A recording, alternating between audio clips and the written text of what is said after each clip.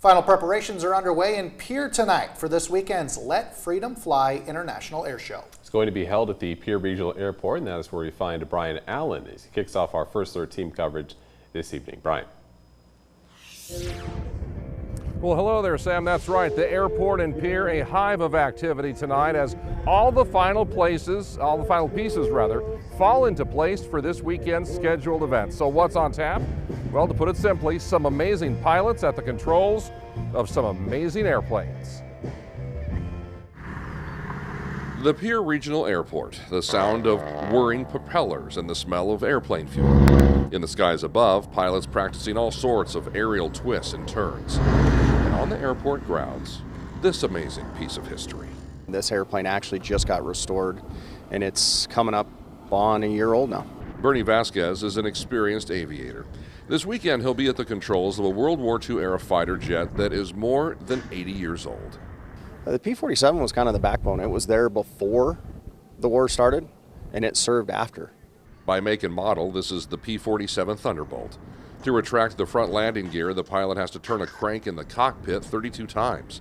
The undercarriage was designed in one piece. It takes anywhere from 3 to 5 men to remove it if any repairs need to be made. The biggest noticeable thing about it is how big it is, but how sporty it is. It is a fighter. When I first flew it, I was expecting this big tank and kind of sluggish ailerons and wouldn't roll very fast, and it does everything 100% different than I expected. It is a beauty, but as you might imagine, it's not very easy to see a plane like this anymore in person. This one is on loan from an aviation museum in North Dakota.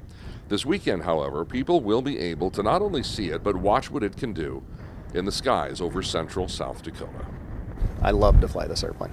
When this airplane came off the production line, Franklin Roosevelt was president. America was in the midst of the Second World War.